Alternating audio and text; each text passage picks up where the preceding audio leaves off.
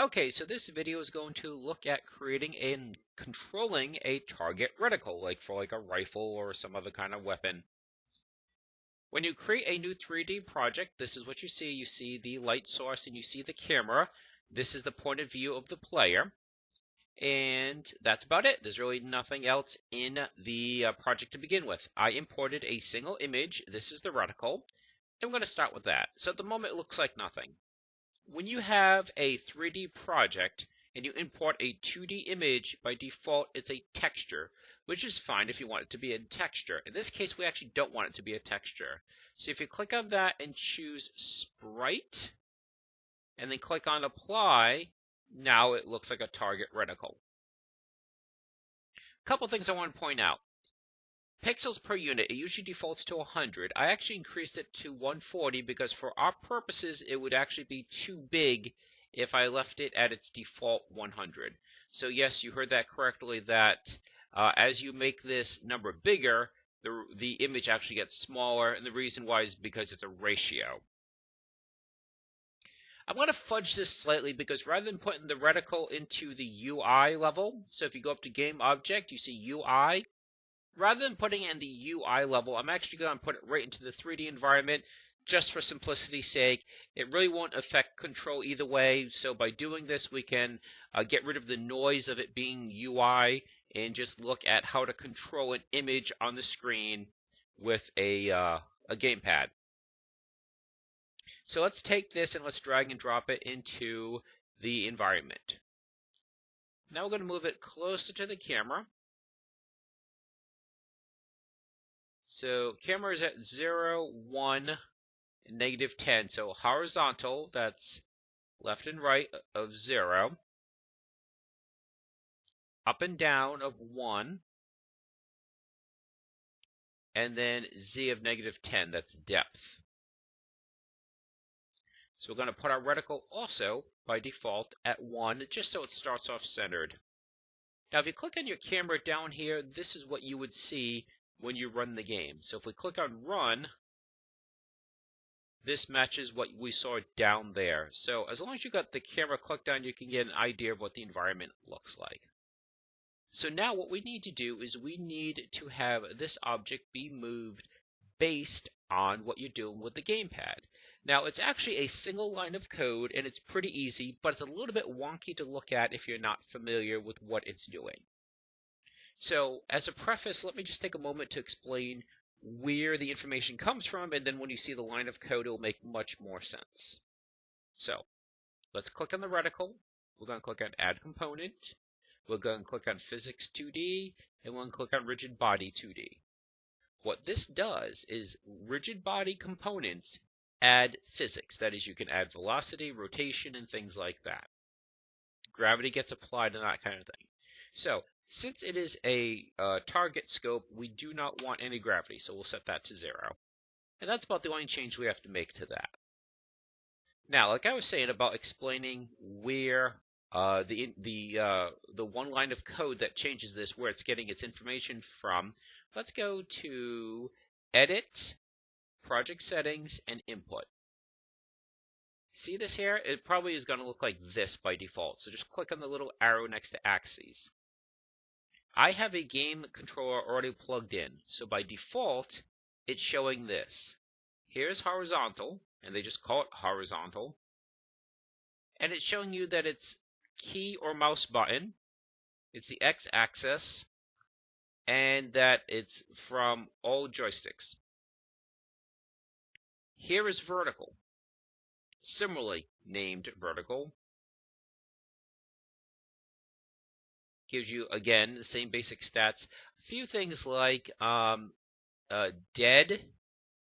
It basically has a margin where if you're making a change, it will not register that change, that you have to make a change greater than that amount, because what you're doing here is, as this says, these are axes.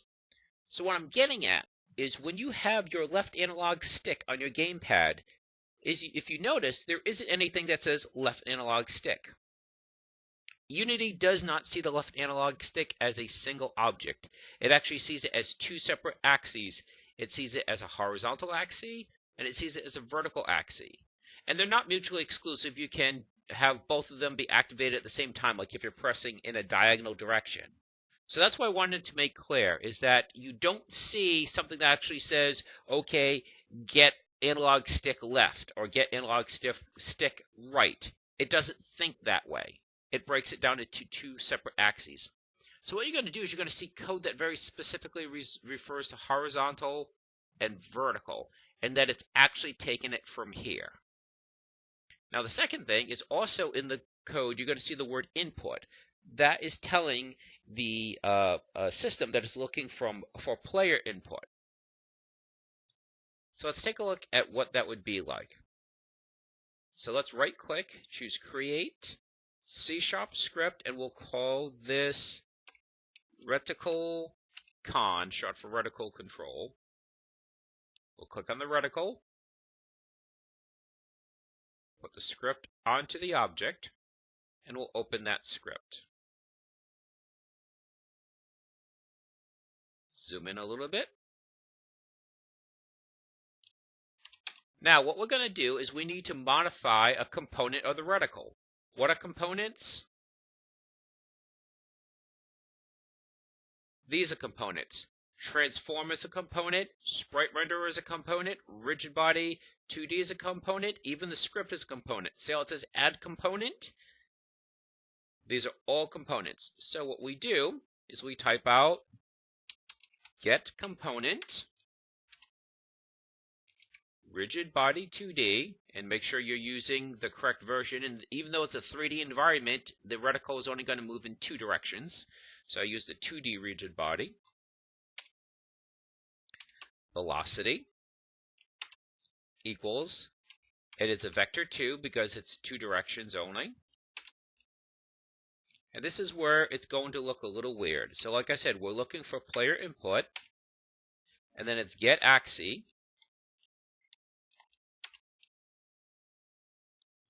and put into quotes because it's an actual word, horizontal,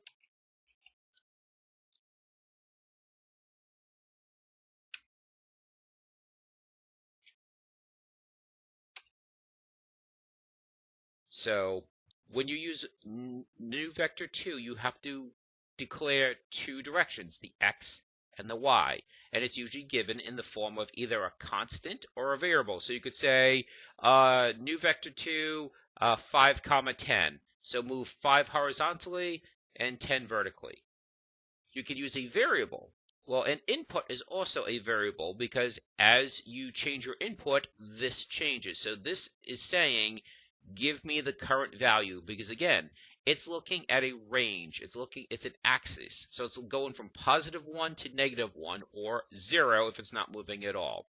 So this is I don't want to say coordinate. This is one value, the horizontal, and then input dot get axis.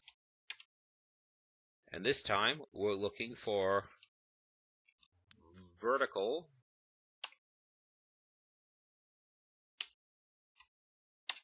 So this is what I was talking about. I really want to explain this before I type this out, because if you don't do a lot of coding, this looks like nonsense. But again, this is one value, and then a comma, and this is a second value. And it looks crazy because you have to say that the value is the value coming in from the input. And again,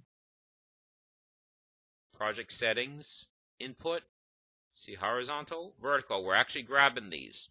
So if I was to change what this says, like if I change this to just say H, then this would have to just be H. So I wanted to make clear that this is being pulled in here.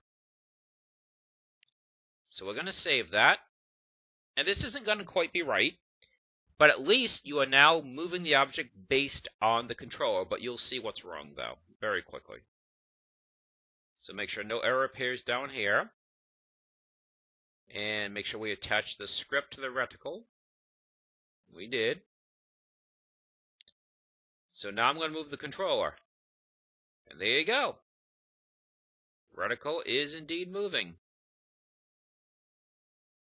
Now, what I was saying is about what's wrong is sluggishness. That's really kind of slow.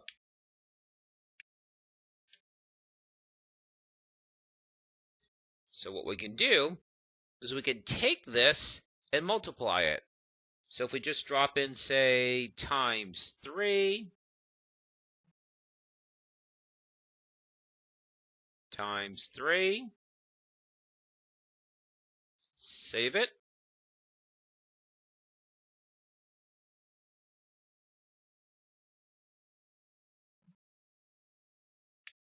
Now it's moving around much quicker.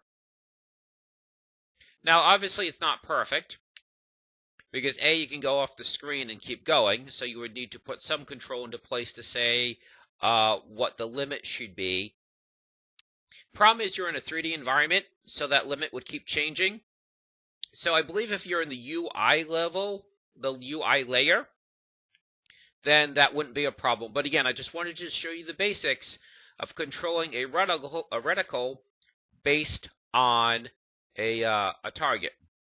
Now, there's a few ways you can go about this. Say you want to now have a shot fired, okay? You could have like the shot come out from here, and then it reaches at the point that's at the center here. So certainly you could do that. And then it's just a matter of, okay, at what distance is it hitting that point? And so that's all really, that's game balance. So I think that's about it for the first video, because like I said, I just want to show you the basics of a target reticle. And I think that should do it for this one. Can't really think of anything else that I want to do. Actually, let's do one more thing. Let's just dump into the debug log.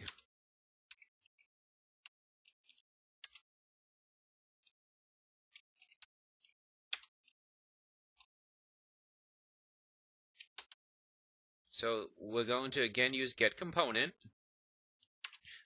but this time we're going to look at, see up here, transform.